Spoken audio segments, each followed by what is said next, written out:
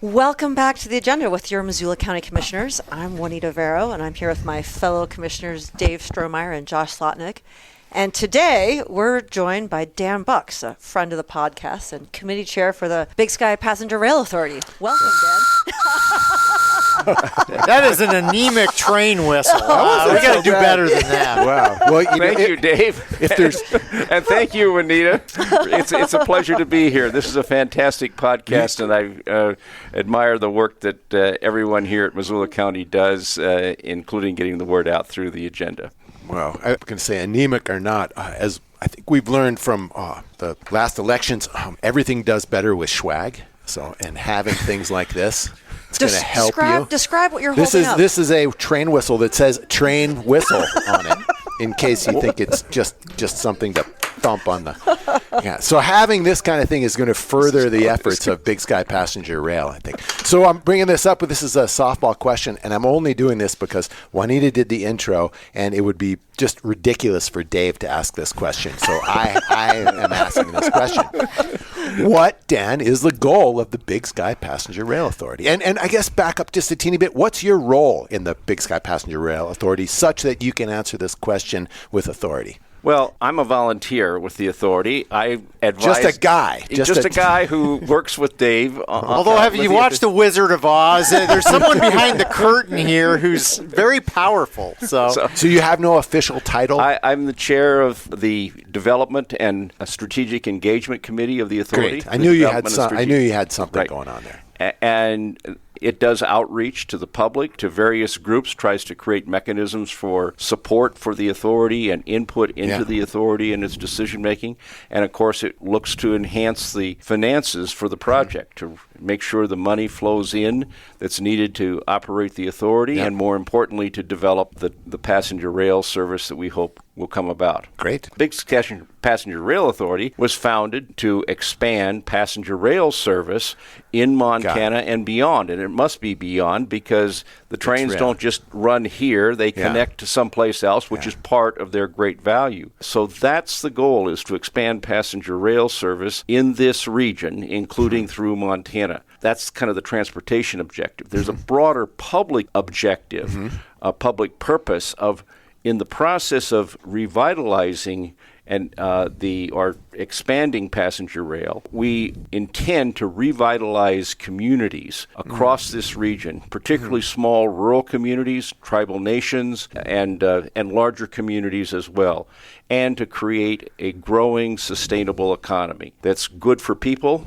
good for the environment, and good in the long term for the future of this region overall. So we could say passenger rail is a medium for doing economic development. Community development.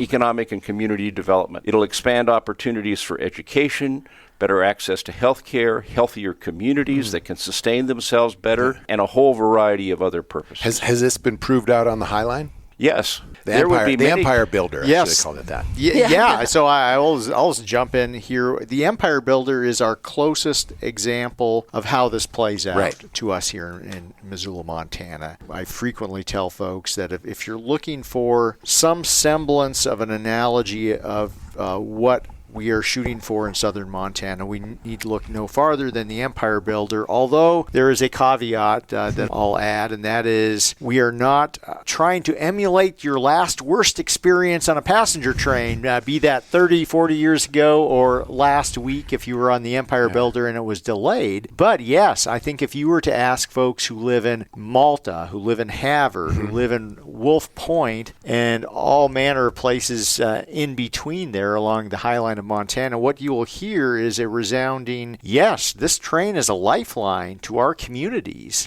It is both a means for us to access services beyond our community. It's a means for visitors to our state to access our locations. And the other take-home message is, contrary to some who might think if we talk about train travel, this is just some sort of nostalgic thing. It's a relic of the past, and we need to just move on and accept the reality that modern transportation is not looking in that rearview mirror. And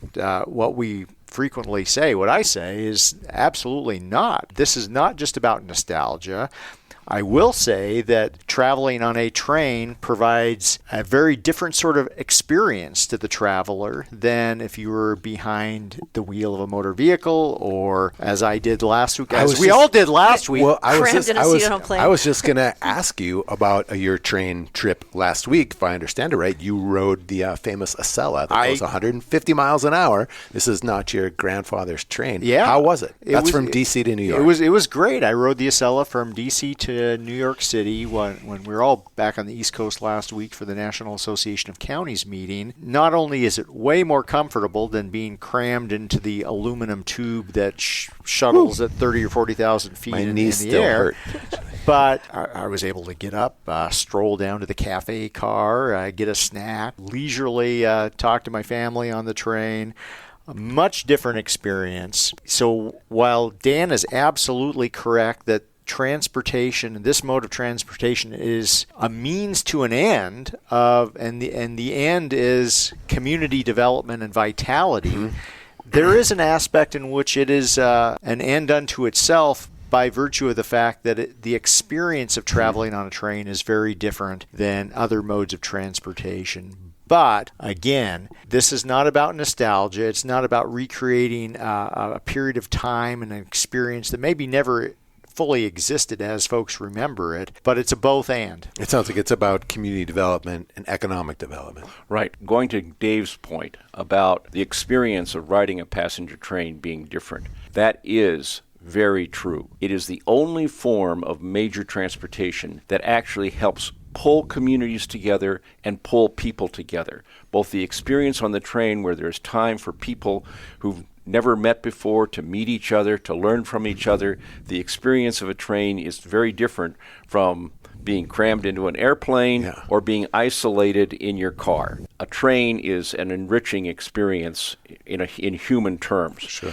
But beyond that, there's something else about trains that people need to understand. The route that Big Sky Passenger Rail Authority is focusing on first, and that Dave can talk about the progress of it, is along the length of the old route of a train that was called the North Coast Hiawatha. We've renamed it temporarily to be the Big Sky North Coast Corridor. It runs from Chicago to Seattle and potentially Portland as well. That train is a long-distance train, so people say, oh, you pick up passengers in Chicago and they get dropped off in Seattle or Portland. No, that's what makes trains different. A long-distance train really is a misleading term. 90% of the Empire Builders trips are trips that are between internal markets. Within the route. Within the route. From Glasgow to Havre and back, to Glasgow to Williston, North Dakota. Those are the kinds of trips that are taken. And it's that intermediate travel service that makes this different. Now, this is important to think about, because if you look at the whole region of the country that this route will serve, from Chicago to Seattle, Portland, there is no air service among the 15 regional metropolitan areas below the largest metro areas. 60 years ago or so, there was air service between some of these mid-major cities, like Missoula and to Billings sometimes, or Bismarck to Spokane. Routes like that had air service. We've lost that air service. We used to have train service, abundant train service actually in this region. And trains can run in weather when cars can't. So we are left basically for our travel, our intermediate travel between communities, we are left with the interstate highway. And it works pretty well, but it's not a reliable 24/7 transportation system because of hazardous weather conditions at particular points that are closing passes or stretches of a highway that are too windy to travel through or too icy. Because of the weather, we have, as a result, today, we have a transportation system in this region that is worse than it was in the 1960s in terms of reliability, versatility, and choices for people, and the ability of people within a state or within an area to relate to each other through travel. We can't do it in the way we could back in the 1960s because the trains went away and the air service went away, and we're left with a less than fully weather resilient highway system. Fewer options. And so What this route will do is to create options that we have lost and do even better if we are successful in the design of this route. But we want to talk about rail interference with passenger rail, or the perceptions that passenger rail will interfere with freight. Can you address that? That is a frequent question as far as, is with the given volume of freight traffic passing through southern Montana, will passenger trains mess that up or just be unworkable? And so what's important to remember and keep in mind is that what we are working on is not a proposal to simply this afternoon sometime slap a bunch of additional passenger trains on the existing infrastructure and hope for the best. No, we are in a deep dive planning process to look at how do you have synergy between freight and passenger operations. Does that mean separate tracks? Nope. It means using the exact same infrastructure that we have today, but enhancing it. Here in the state of Montana, in fact, along this entire route that we're talking about that Dan mentioned from Chicago to Seattle or Portland, it's where you see trains rolling today is where you will see the passenger trains rolling in the future. We're not talking about building an entirely separate dedicated line just for passenger trains. We're talking about using the existing and enhanced infrastructure for both. Just like with the High Line, freight trains and passenger trains are what are co-utilizing. So is it just a matter of timing?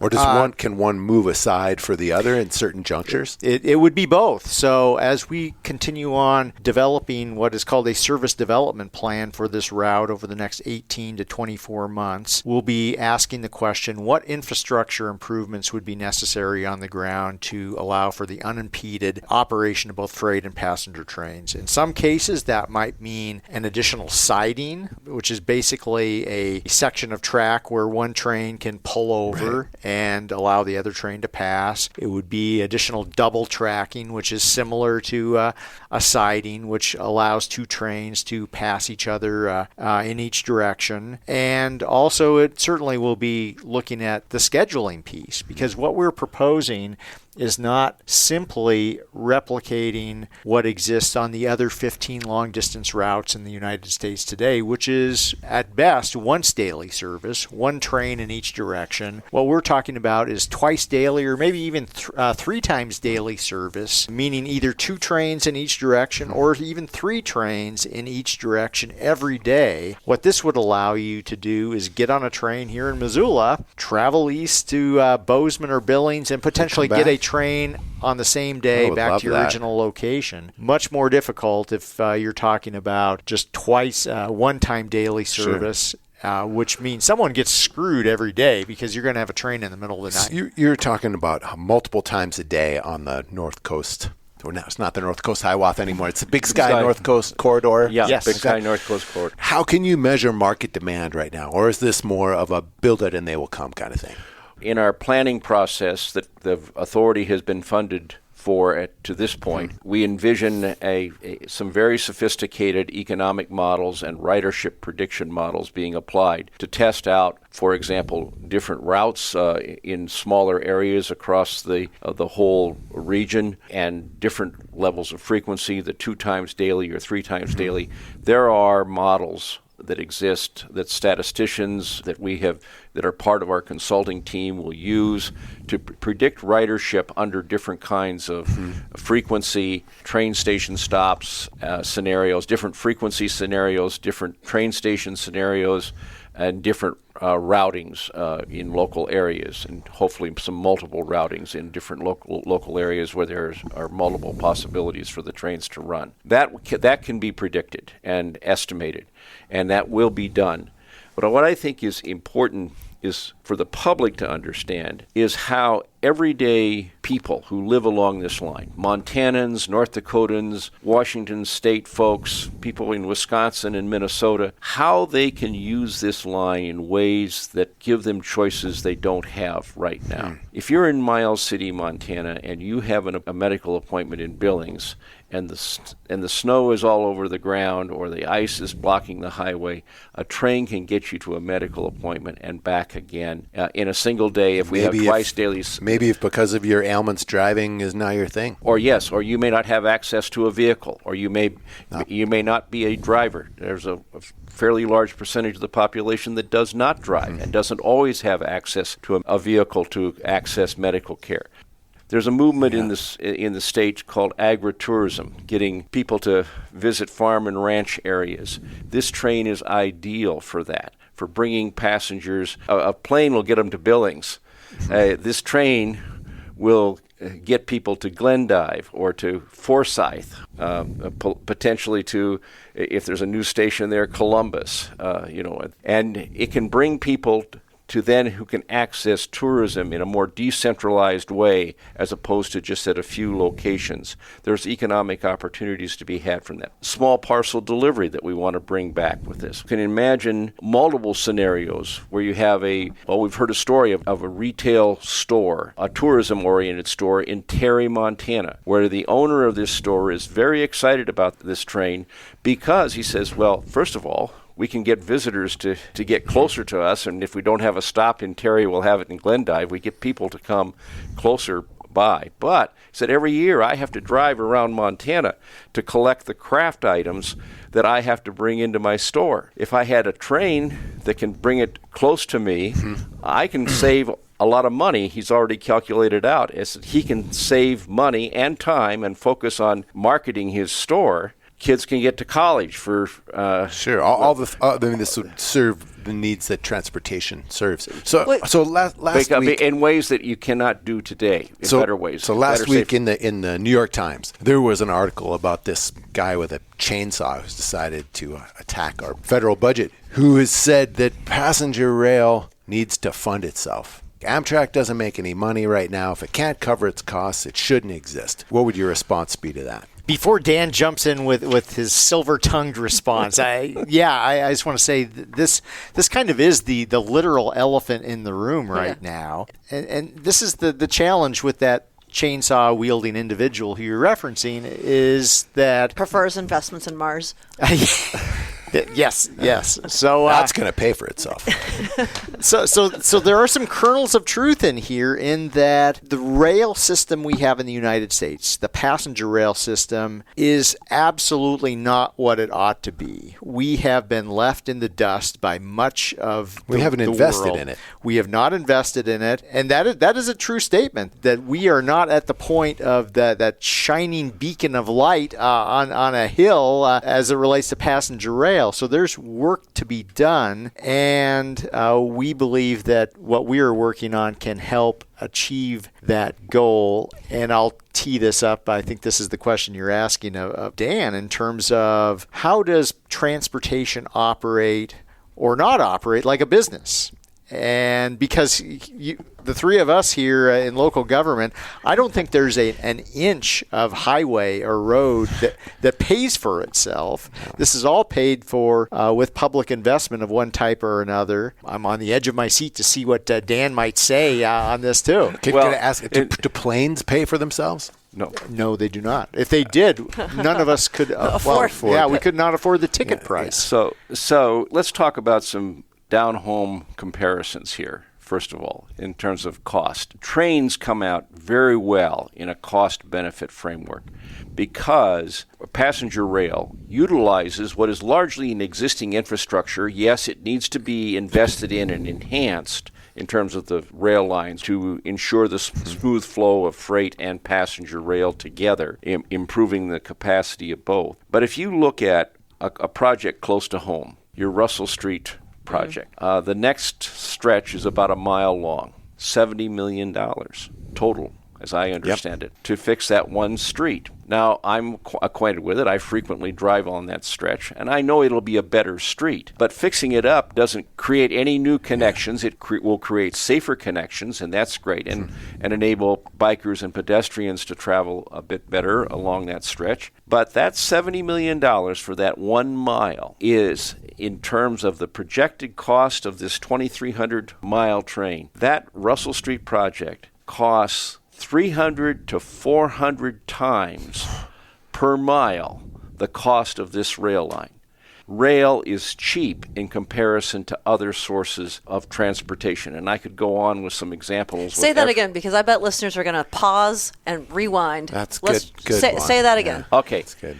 The projected costs, and I am taking higher projections of the capital investment now, which is in improving the tracks, putting in the train stations, making sure there's some connectivity to other communities. The high-end costs are a fraction of the Russell Street project on a per-mile basis. On a per-mile basis. Not in total, but per mile. On a per-mile basis will cost 300 to 400 times the cost per mile of this rail line that will connect communities that haven't been connected with safe, reliable transportation in decades. Hundreds of small communities, dozens of trade center communities, 20 metropolitan areas across this entire route, connected again for the first time in a regular, reliable way more than once daily. Now let's also go to the question of, well, yes, there's the capital cost, but what about the operating costs? You know, the Empire Builder is a great service,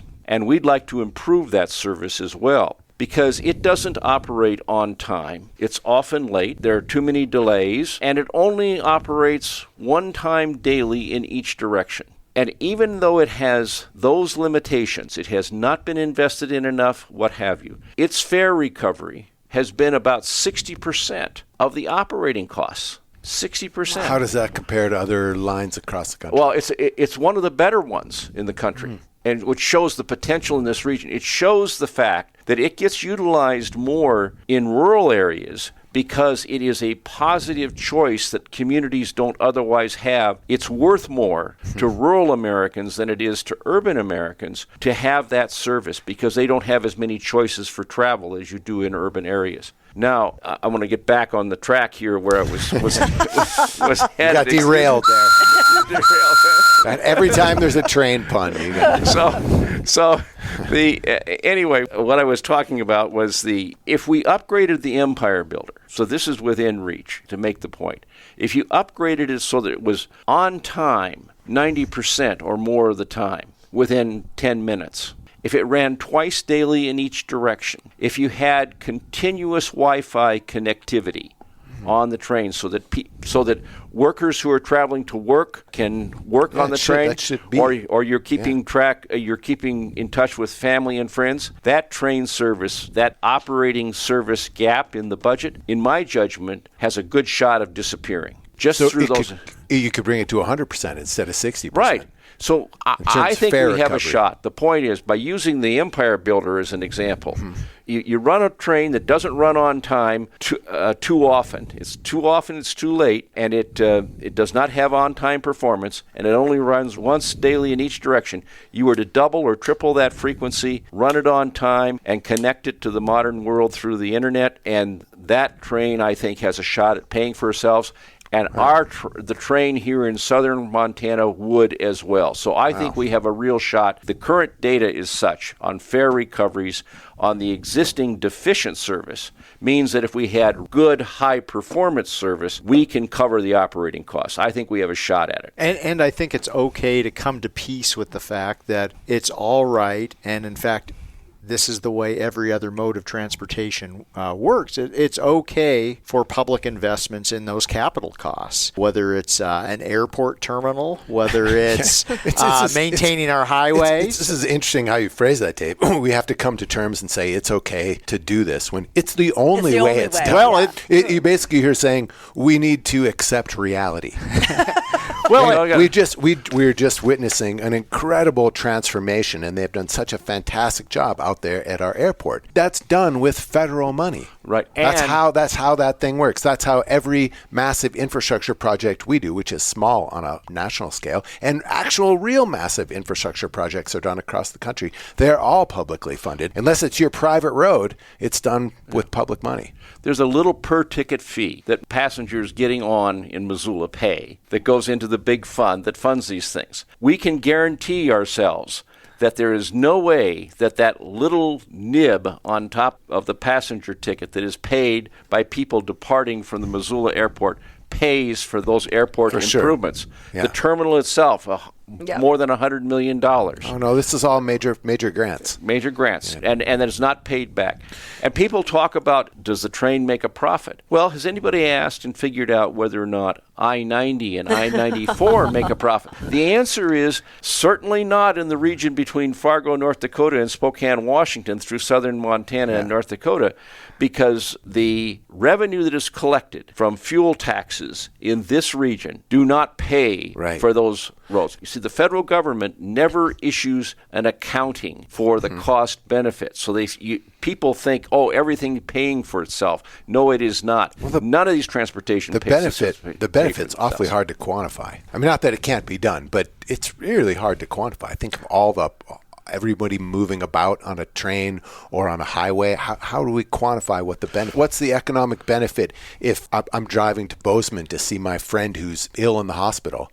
It's super important to me, but is there an economic benefit there? There's a huge benefit. My life would be much better with it. It's difficult to do it overall, but you can find major sources of data and information to calculate out what the benefits are. Let's take an example of the Veterans Administration here in Montana. We met with the operating officer of the Veterans Administration a couple of years ago, and he told us that out of Helena, they run clinics for veterans in Billings and Miles City. And to run those clinics, they put trained, advanced medical staff, doctors, nurses, medical technicians, in vehicles one day to drive to Billings, and they are not able to work while they're doing this. They drive to Billings, and then they have one day of clinic, and then they turn around and drive back to Helena the next day.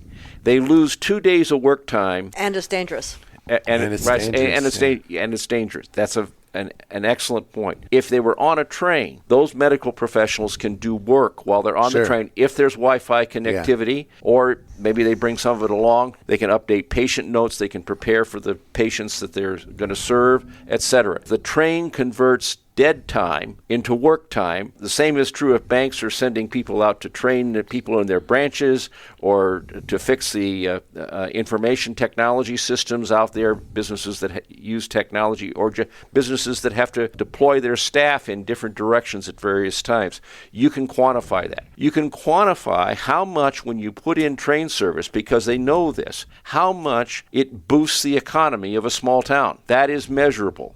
I could give other examples. You can measure the benefit of access to health care if you have pregnant women out in eastern Montana who cannot get prenatal and postnatal care. There is a known cost to that to society, and we can calculate what the benefit of this train will be. And take a local example. That is our Mountain Line buses here in Missoula. We've made a conscious choice in our community to have zero fare because of the social benefit to our citizenry here, and there is no expectation that we are going to have fare recovery because we have no fares.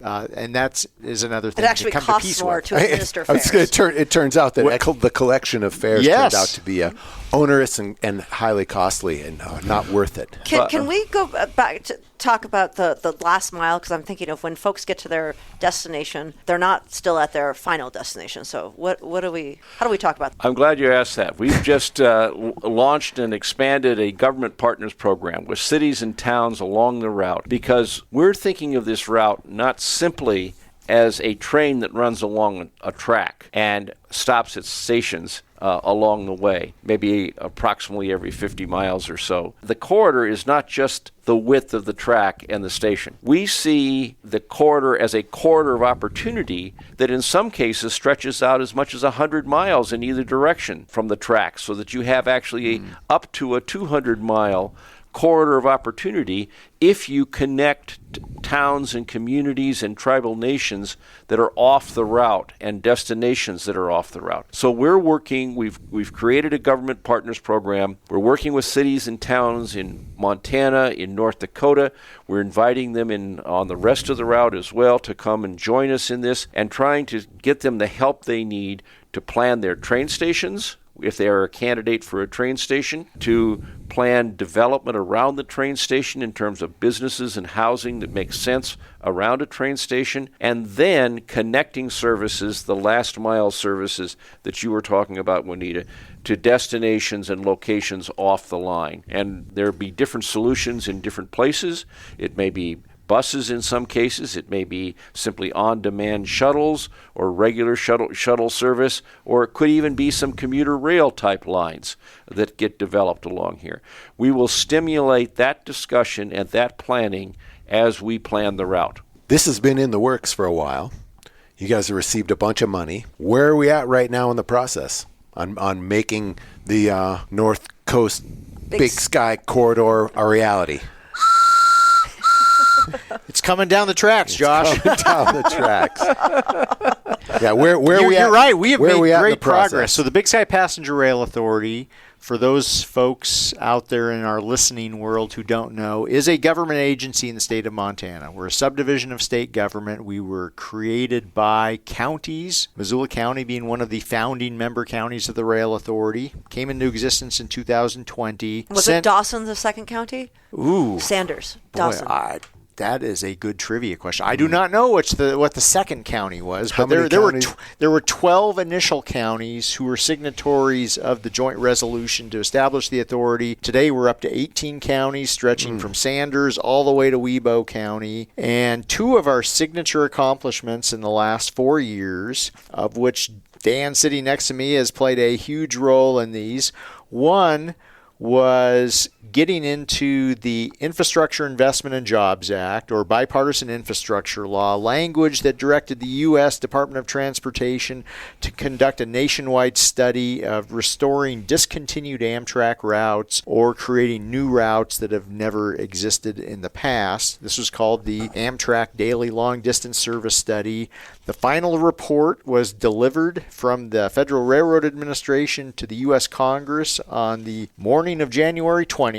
No real surprise there why that date was the date, because administrations changed later that day. That report was delivered to Congress, and for Montana, there were two big recommendations that benefit this state coming out of that report. One is a preferred route for restoration being this former North Coast Hiawatha route, now being called the Big Sky North Coast Corridor. The second one was a potential future route between El Paso, Texas and Billings, Montana. So Montana was the epicenter of two of the preferred routes in this report that went to Congress just a couple of months ago.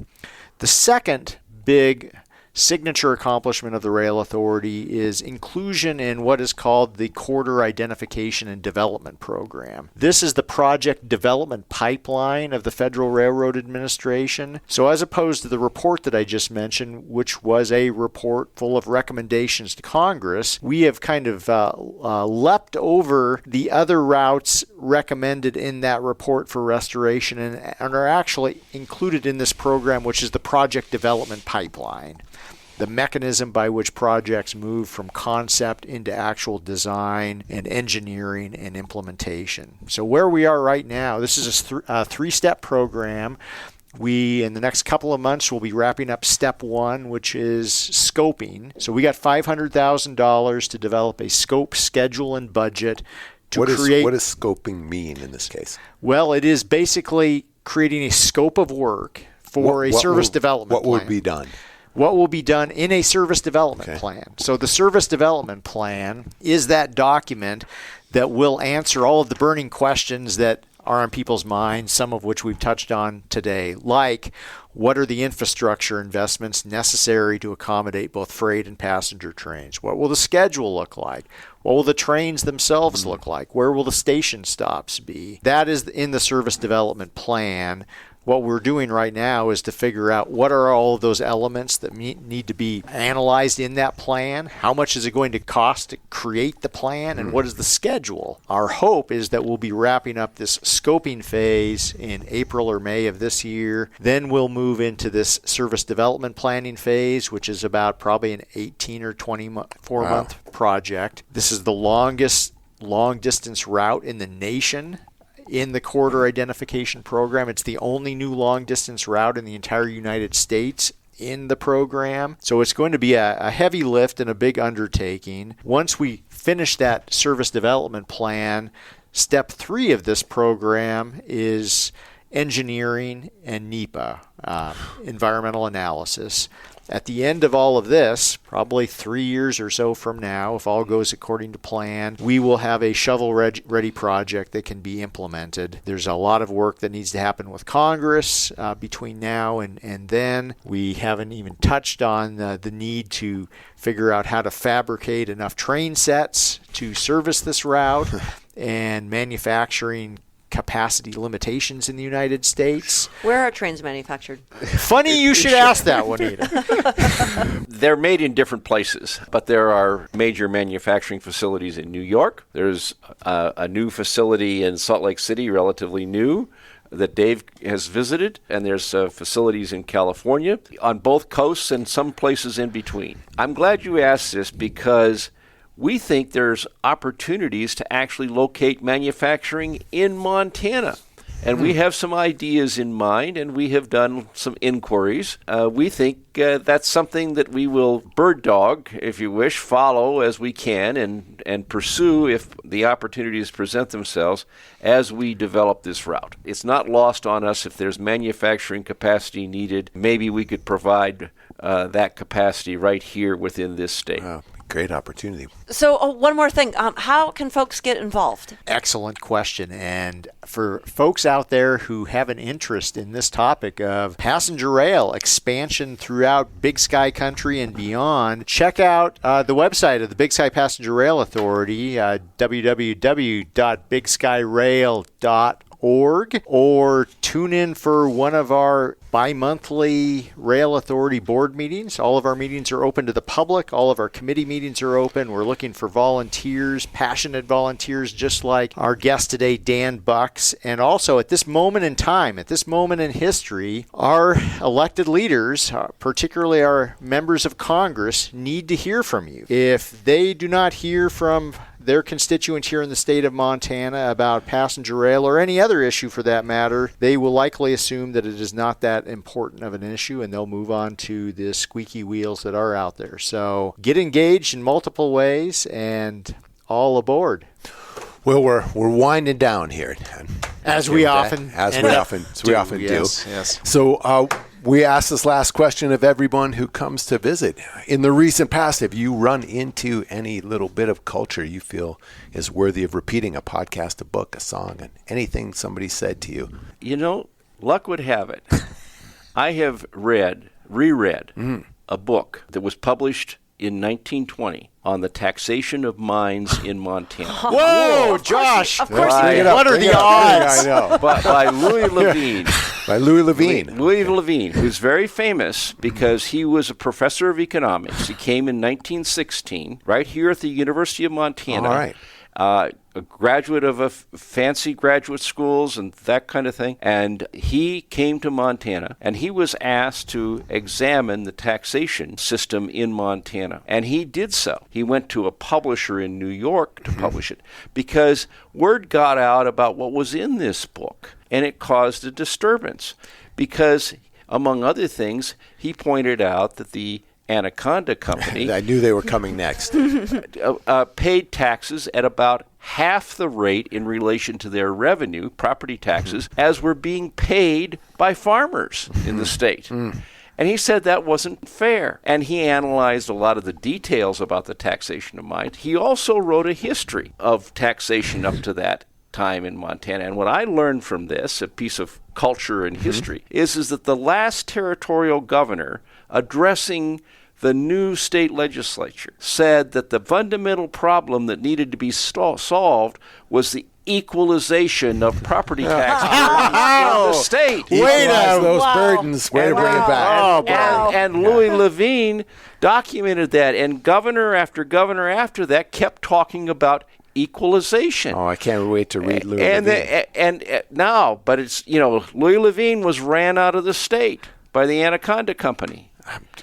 Josh, I see a rail out here with your name on it. So anyway, so he paid a price for this. Now he went on. He was a famous economist nationally and globally. One of his last tasks in his life was to help write the Marshall Plan to recover Europe. Wow. So this was a real substantive guy who wrote this book and who upset the Anaconda Company at the time because they were paying less taxes than they should have been.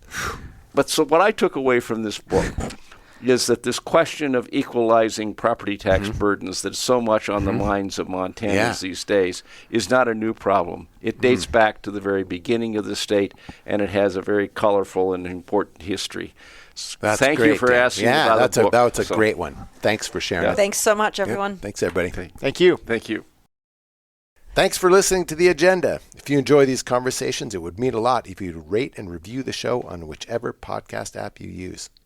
And if you know a friend who would like to keep up with what's happening in local government, be sure to recommend this podcast to them. The Agenda with the Missoula County Commissioners is made possible with support from Missoula Community Access Television, better known as MCAT, and our staff in the Missoula County Communications Division. If you have a question or a topic you'd like us to discuss on a future episode, email it to communications@missoulacounty.us. To find out other ways to stay up to date with what's happening in Missoula County, go to missoula.co/county updates. Thanks for listening.